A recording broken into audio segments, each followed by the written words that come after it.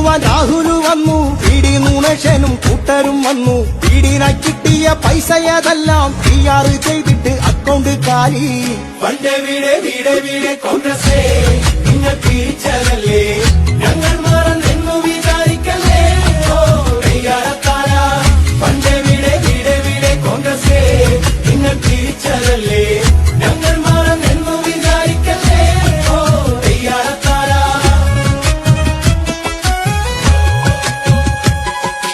വീട് തന്നില്ലേലും കോൺഗ്രസ് തന്നു, ഫോട്ടോ ബാധിച്ചൊരു വർഷ കലണ്ടർ. സർക്കാർ തന്നൊരു വീടിന്റെ ഭിത്തിയിൽ തൂക്കിയിടാനൊരു വർണ്ണ കലണ്ടർ.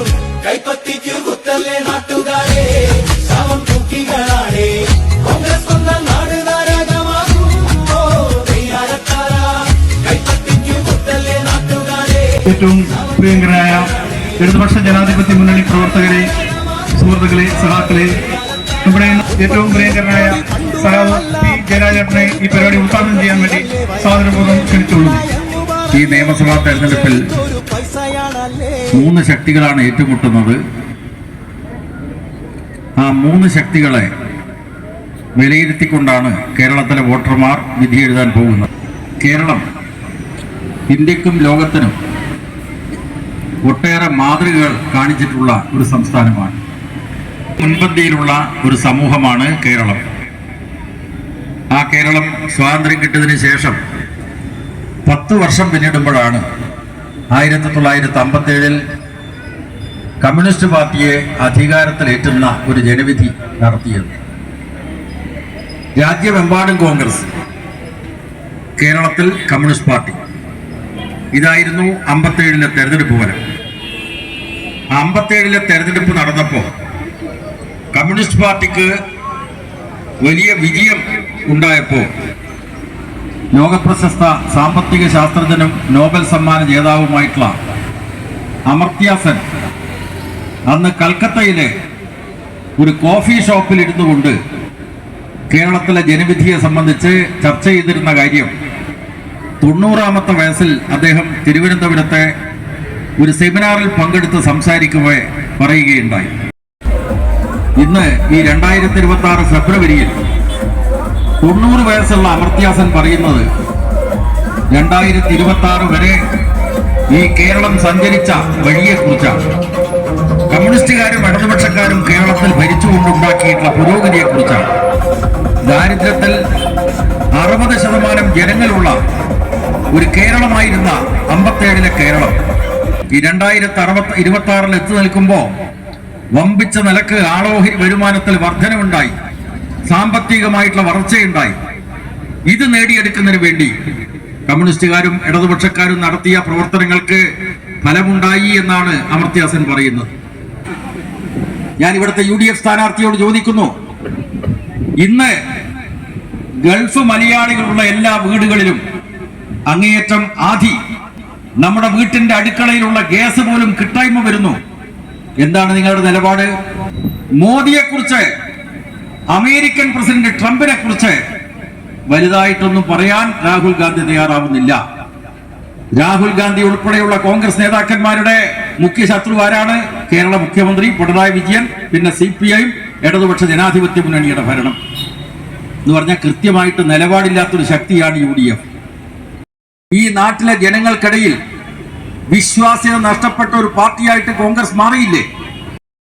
കുറച്ചു കാലം പ്രവർത്തിച്ച ഒരു ആള് ഇപ്പൊ UDFന്റെ കോടാലിയായി മാറിക്കൊണ്ട് ഇടതുപക്ഷ പ്രസ്ഥാനത്തെ ആക്രമിക്കാൻ വേണ്ടിയുള്ള ശ്രമമാണ് ഈ തെരഞ്ഞെടുപ്പിൽ നടത്തുന്നത്.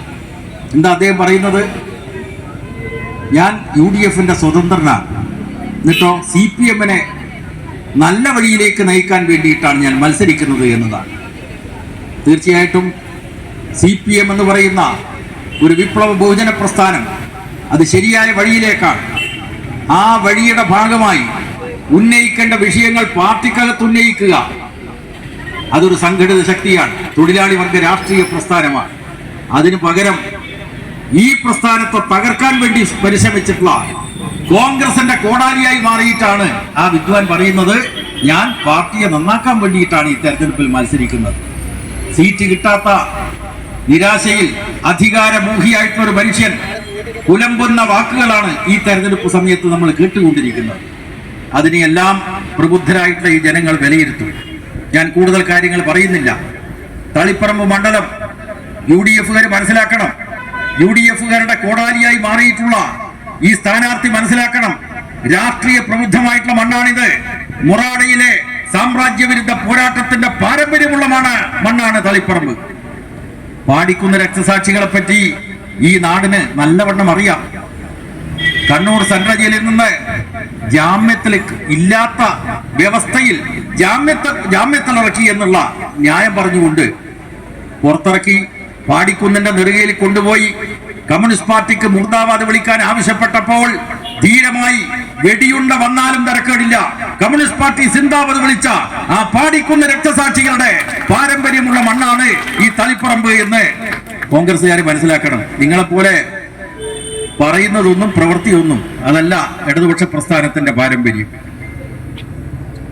വർഗീയ ശക്തികൾക്കെതിരായിട്ടുള്ള പോരാട്ടത്തിൽ ജീവൻ ബലിയർപ്പിച്ച രക്തസാക്ഷികളുടെ മണ്ണാണിത്. അവസാനത്തെ രക്തസാക്ഷി സഖാവ് ധീരജ്.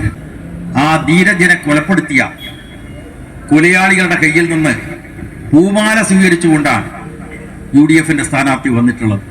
എന്നിട്ട് നാട്ടുകാരുടെ മുമ്പിൽ ഉളുപ്പും നാണവും കൂടാതെ ഈ വിദ്വാൻ പറയാണ്, ഞാൻ ഇടതുപക്ഷ പ്രസ്ഥാനത്തെയും CPM-നെയും നേരായ വഴിക്ക് നയിക്കാൻ വേണ്ടിയിട്ടാണ് ഞാൻ ഇവിടെ വന്നത് എന്ന്. ഈ വഞ്ചകനെ തളിപ്പറമ്പ് മണ്ഡലത്തിൽ നിന്ന് മലർത്തിയടിക്കുമെന്നുള്ള കാര്യത്തിൽ യാതൊരു സംശയവുമില്ല. എന്ന് മാത്രമല്ല, ഇടതുപക്ഷ ജനാധിപത്യ മുന്നണിയുടെ സ്ഥാനാർത്ഥി കേരളത്തിലെ ഉശിരൻ മഹിളാ പ്രസ്ഥാനത്തിന്റെ കണ്ണൂർ ജില്ലാ സെക്രട്ടറി സഖാവ് PK ശ്യാമല ടീച്ചർ തളിപ്പറമ്പ് മണ്ഡലത്തിൽ പാട്ടും പാടി ജയിക്കും, നല്ല ഭൂരിപക്ഷത്തോടെ ജയിക്കുമെന്ന് UDF-കാരും മറ്റ് രാഷ്ട്രീയ എതിരാളികളും മനസ്സിലാക്കണം.